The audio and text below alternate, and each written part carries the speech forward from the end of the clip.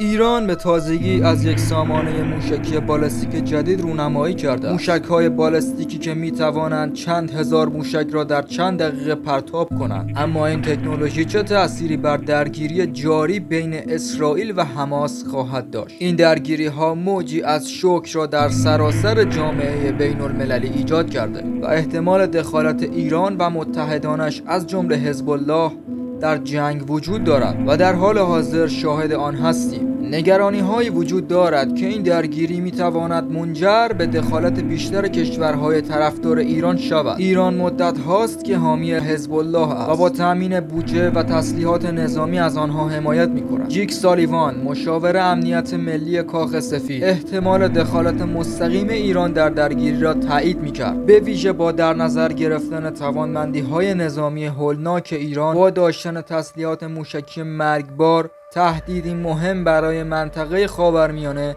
به ویژه اسرائیل و متحدانش است. حال اجازه دهید نگاهی دقیق‌تر به یکی از قدرتمندترین دارایی‌های نظامی ایران بیاندازیم. موشک‌های صیاد 2، 3 و 4 موشک‌های مورد استفاده در سامانه پدافند هوایی است و می‌تواند اهداف مشخص شده را در ارتفاع 32 کیلومتری و برد 306 کیلومتری منهدم کند. رادار بهینه شده این سامانه می‌تواند همزمان 300 هدف را در فاصله بیش از 450 کیلومتری کشف کرده و نابود کند. مزیت سامانه باور 373 نسبت به نمونه‌های خارجی خود این است که قادر به رهگیری 100 هدف در برد 405 کیلومتری است، در حالی که S300 تنها قادر به رهگیری 12 هدف در برد کمتر از 200 کیلومتر بوده و سامانه S400 نیز قادر به رهگیری 36 هدف. دیگر ویژگی این سامانه قدرت هدفگیری 9 هدف به طور همزمان است، اما S300 قادر به هدفگیری 1 الی 6 هدف بود. نکته دیگر در توانایی این سامانه که میتوان ذکر کرد این است که این سیستم میتواند با انواع موشک‌های کروز و بالگردها نیز به طور مؤثر مقابله کند. این سامانه همچنین قادر است تا در محیط‌های آلوده به مواد شیمیایی، تشعشعات رادیواکتیو و محیط‌های آلوده به مواد میکروبی فعالیت کند.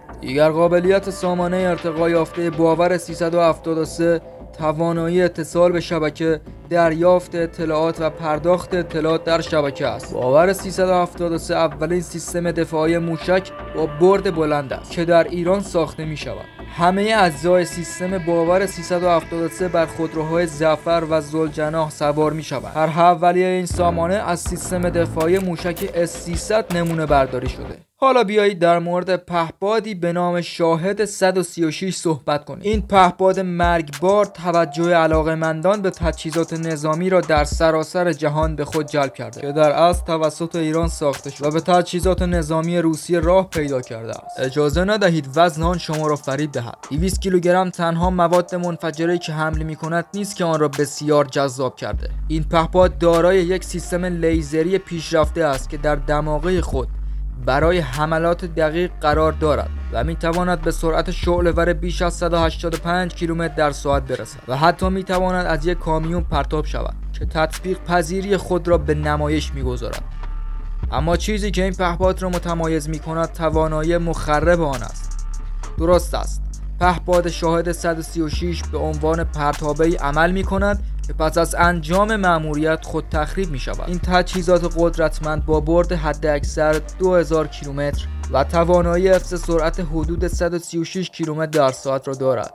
چیزی که موشک‌های ایران را متمایز می‌کند طراحی منحصر به فرد و فناوری آنها. مزیت اصلی این موشک‌ها استفاده از سوخت جامد است که نه تنها زمان پرتاب را کاهش می‌دهد بلکه تحرک را افزایش می‌دهد که قابلیت شناسایی و ردگیری آن کمتر می شود. زوایای موشک‌های ایران به تهدیدی غیر قابل پیشبینی و گریزان تبدیل شده. بعد جدید امکانات ارائه شده در درگیری‌های نظامی مدرن متنوع‌تر شده است و دولت‌ها و استراتژیست‌های نظامی به این فکر می‌کنند که چگونه پیشرفت‌ها میتواند صحنه نبرد را تغییر دهد و به طور بالقوه منجر به تشدید تنش‌ها و تشدید درگیری‌ها شود. موشک‌ها و زیردریایی‌های رادارگریز نگرانی‌هایی را در میان دشمن ایجاد می‌کنند که استقلال و پیچیدگی برنامه موشکی ایران را نشان می‌دهد.